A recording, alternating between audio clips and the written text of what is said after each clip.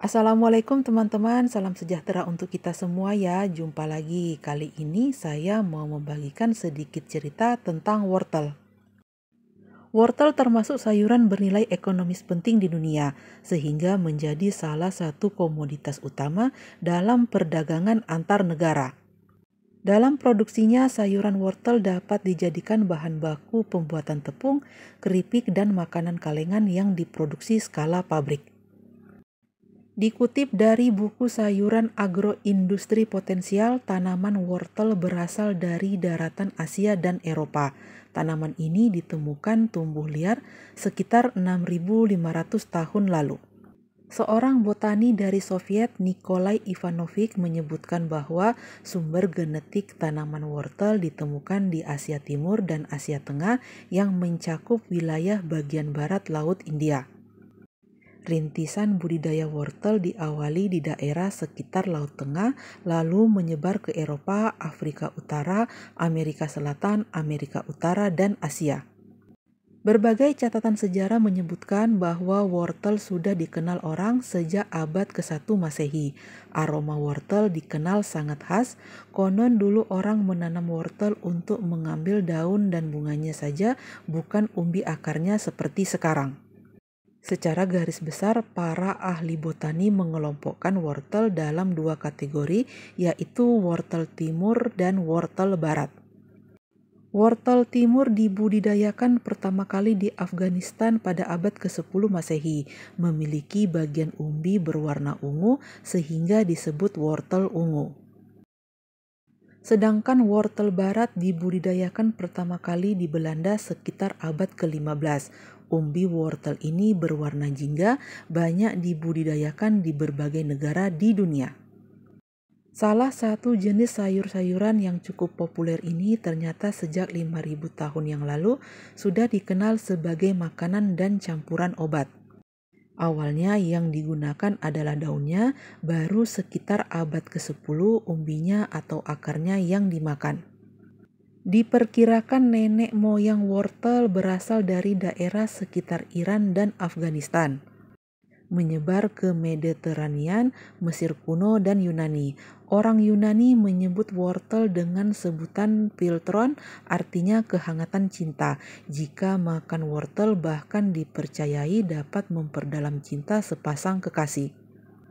Orang Romawi sering memakan wortel mentah dioleskan dengan minyak, garam, dan cuka atau direbus bersama saus yang terbuat dari campuran garam anggur dan minyak.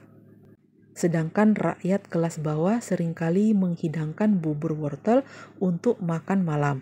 Hanya pada hari raya tertentu, mereka menambahkan ikan, roti, minyak zaitun, dan daging. Sop wortel tertua di dunia, Pultes Julianae atau Julian Potek, hadir dalam buku resep Apicius yang muncul pada abad ke-4. Wortel pertama kalinya ditanam secara luas di Inggris pada masa pemerintahan Ratu Elizabeth I. Sayuran ini diperkenalkan oleh kaum Flemings, dilindungi Inggris dari kejaran Raja Spanyol. Wortel sebenarnya memiliki warna cukup beragam, putih, ungu, kuning, merah, hijau, dan orange. Tetapi yang paling populer adalah yang berwarna orange. Warna orange ini menurut beberapa sejarawan adalah berkat kerja keras petani Jerman yang menumbuhkan jenis ini di rumah pertanian House of Orange. Mereka mendapatkan warna orange dengan menyilangkan wortel kuning dan merah. Warna orange pada wortel mengandung beta-karoten yang diubah oleh organ hati menjadi sumber vitamin A. Vitamin A adalah zat gizi yang dibutuhkan oleh mata. Semakin kita sering mengkonsumsi wortel akan semakin baik untuk meningkatkan pandangan jarak jauh dan mencegah katarak. Menurut beberapa penelitian, vitamin A juga memiliki banyak manfaat, yaitu dapat memperlambat penuaan sel kulit dan melindungi secara alami dari sinar matahari. Selain itu juga mencegah kanker paru-paru. Jika kita kekurangan vitamin A, maka kita akan mengalami kerabunan dan gangguan pernafasan. Sedangkan jika kelebihan dapat menyebabkan sakit kepala, kerontokan rambut, dan mual. Warna jingga pada wortel menandakan kandungan beta-karotin yang tinggi. Kandungan ini dapat mencegah penyakit kanker, darah tinggi, menurunkan kolesterol, dan mengeluarkan angin tubuh. Wortel juga mengandung potasium yang berpotensi untuk membantu menjinakkan racun, terutama logam berat yang ditimbulkan polusi udara. Tak hanya itu, kandungan antioksidan yang tinggi juga terbukti dapat memerangi efek polusi dan perokok pasif. Konsumsi wortel secara rutin juga dapat menurunkan resiko teman-teman untuk menderita penyakit kanker seperti kanker prostat, kanker usus besar, dan kanker payudara.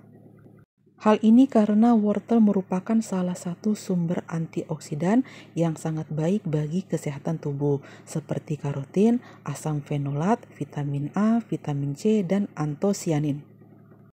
Kandungan tersebut mampu melawan efek radikal bebas berlebih dalam tubuh, sehingga dapat menghambat dan mencegah terbentuknya sel-sel kanker.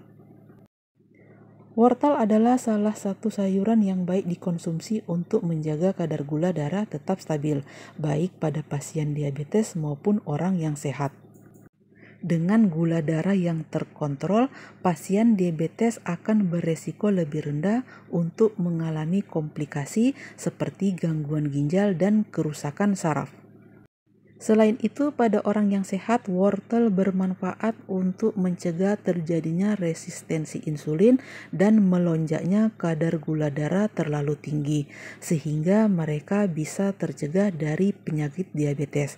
Ini karena wortel mengandung serat dan antioksidan yang tinggi, tapi memiliki nilai indeks glikemik yang rendah. Mengingat ada banyaknya manfaat wortel bagi tubuh, mulai sekarang biasakanlah untuk menambahkan wortel ke dalam menu makanan teman-teman sehari-hari. Namun ingat, saat membeli wortel, pilihlah wortel yang masih segar, keras, dan kering. Okelah teman-teman, demikian sedikit cerita saya tentang wortel, baik itu dari asal-usulnya dan juga manfaatnya bagi kesehatan. Semoga apa yang saya bagikan ini bermanfaat dan bisa menjadi inspirasi bagi teman-teman yang lain dalam menyajikan konten-konten menarik di channel masing-masing. Terima kasih saya ucapkan bagi teman-teman yang selalu setia menonton video-video dari saya, teman-teman yang selalu memberikan komentar-komentar yang baik, komentar-komentar yang positif. Terima kasih juga saya ucapkan bagi teman-teman yang sudah subscribe, like, komen, dan share. Semoga kebaikan teman-teman semua dibalas kebaikan juga oleh Allah Subhanahu wa Ta'ala. Sampai jumpa di lain kesempatan. Wassalamualaikum warahmatullahi wabarakatuh. Sayonara.